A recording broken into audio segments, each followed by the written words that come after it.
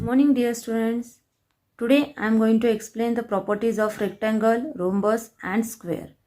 Rectangle, rhombus and square are also parallelograms. So the properties that opposite sides are equal, opposite angles are equal and diagonals bisect each other hold good in this type of quadrilaterals also. But there are some more properties of these quadrilaterals and in this video we have to discuss these properties. But before going to start, let's discuss the meaning and the properties of rectangle, rhombus and square.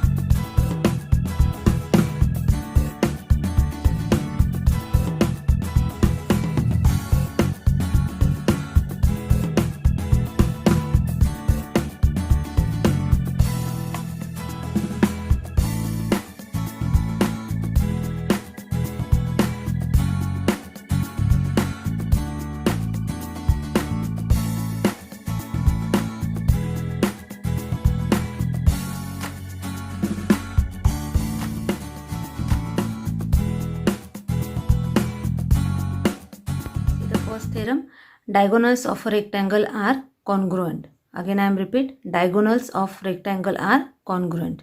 Now here given quadrilateral ABCD is a rectangle. It is already given. ABCD is a rectangle. What we have to prove that? Diagonal AC congruent to diagonal BD. Now due to the diagonal, this rectangle is divided into the triangles. So see the proof. In triangle ABC and triangle DCB, segment AB congruent to segment CD. These are the opposite sides of rectangle. Then angle ABC congruent to angle DCB. Each angle is 90 degree. Segment BC congruent to segment BC congruent to segment CB. That is a common side. So triangle ABC congruent to triangle DCB according to side angle side test. If these triangles are congruent, then their remaining parts are also congruent. So according to that, segment AC congruent to segment BD, corresponding side of congruent triangle. That means diagonal AC congruent to diagonal BD. See the next theorem. Diagonals of square are congruent. Diagonals of a square are congruent. Square means all four sides are equal, along that each angle is 90 degree. Now here given quadrilateral ABCD is a square. What we have to prove that? Diagonal AC congruent to diagonal BD. Now see the proof. In triangle ABC and triangle DCB, segment AB congruent to segment CD. These are the opposite side of square. Angle B congruent to angle C. Each angle is 90 degree. Then BC, segment BC congruent to segment CB. That is a common side. So triangle ABC congruent to triangle DCB according to side angle side test. If these triangles are congruent, then segment AC congruent to segment BD, because these are corresponding side of congruent triangle. That means diagonal AC congruent to diagonal BD. Now next theorem is related for the rhombus. Diagonals of rhombus are perpendicular bisector of each other. Diagonals of rhombus are perpendicular bisector of each other. Now this is a theoretical proof. See the given. Quadrilateral EFGH is a rhombus. EFGH is a rhombus. What we have to prove? That diagonal EG, see here, EG is perpendicular bisector of diagonal HEF, and diagonal HEF is the perpendicular bisector of diagonal EG. Now see the proof. Segment EF congruent to EH and segment GF congruent to GH, because it is a rhombus. Every point which is equidistant from end points of a segment is on the perpendicular bisector of the segment. So according to this statement, point E and point G are on the perpendicular bisector of segment HF. One and only one line passes through the two distinct points. So line EG is the perpendicular bisector of diagonal HF. Therefore, diagonal EG is the perpendicular bisector of diagonal HF. Similarly, we can prove that Diagonal HF is the perpendicular bisector of segment EG. Now we'll discuss on practice set 5.3. See the first example. The diagonals of rectangle ABCD intersect at point O. AC equals to 8 cm. Then find BO, and if angle CAD is 35, then find angle ACB. Now here AC is given, that is 8 cm, and angle CAD is given 35 degree. We have to find the measure of BO as well as we have to find the measure of angle ACB. Now see the solution. First of all, here we mention AC equals to 8 cm. It is given. Now here, as we know that diagonals of rectangles are congruent, so according to that, AC equals to BD. Here we can mention diagonals are congruent. Diagonals are congruent. But here the measurement of AC is given 8, so the measurement of BD is also 8 cm. Therefore, BO equals to half of BD, because diagonals are bisect each other. Diagonals bisect each other. That means here half into 8 equals to 4 cm. So the measure of BO equals to 4 cm.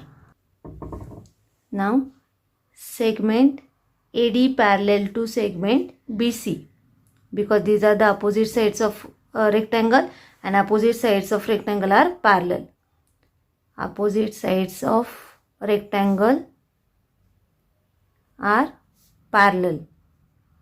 And if we consider segment AC as a transversal, then we get angle DAC congruent to angle ACB. These are the alternate angle. See here in diagram, AD parallel to BC and AC as a transversal, then DAC congruent to ACB. These are the alternate angle. But here angle DAC is given 35 degree. But angle DAC is given 35 degree. Therefore, angle ACB is also 35 degree. In this way, we get that BO equals to 4 cm and angle ACB equals to 35 degree. In a rhombus PQRS, if PQ equals to 7.5, then find QR. If angle QPS is 75 degree, then find the measure of angle PQR and SRQ. So here PQRS is a rhombus given. Segment PQ is given 7.5 cm. We have to find the measure of segment QR. Also, the angle QPS is given 75 degree. We have to find PQR and SRQ. Now see the solution. Here that PQ equals to 7.5. It is given. Now here PQ equals to QR, because these are the sides of rhombus, and in rhombus all sides are equal. Sides of rhombus are equal.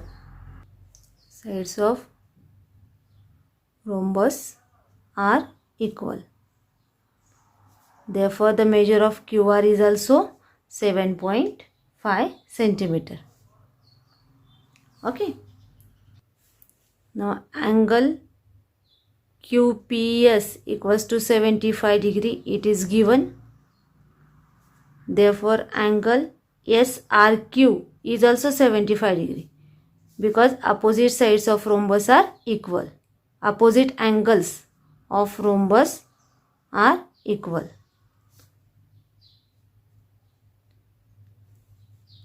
Now, angle QPS plus angle PQR equals to 180 degree, because these are the adjacent angles of rhombus, and adjacent angles are supplementary.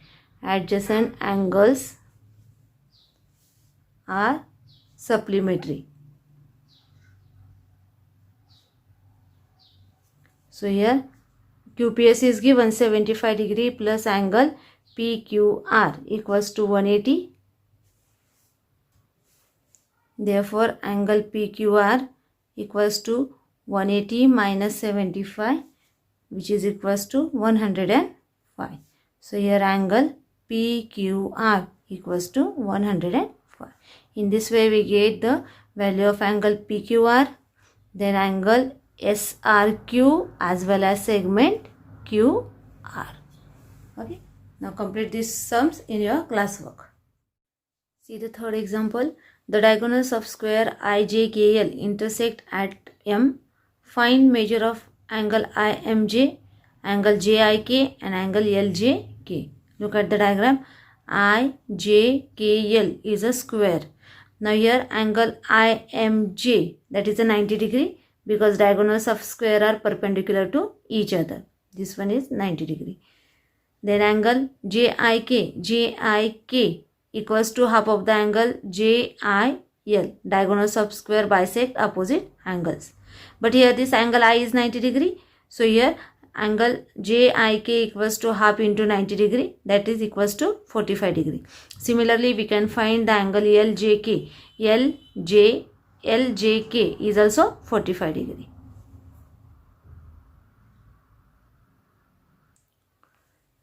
Next example. The diagonals of rhombus are 20 cm and 21 cm respectively. Then find the side of rhombus and its perimeter. Diagonals of rhombus are given 20 cm and 21 cm. We have to find the sides of rhombus and perimeter. Here quadrilateral ABCD is a rhombus. In the diagonal AC is given 20 cm and BD is given 21 cm. Diagonals AC and BD intersect each other at point O. Now AO equals to half of AC because diagonal of rhombus bisect each other. But AC is given 20 cm, so half of 20 equals to that AO equals to 10 cm. Similarly, BO equals to half of BD. Again diagonals of rhombus bisect each other. But BD is given 21 cm, so half into 21 will get the value 10.5 cm.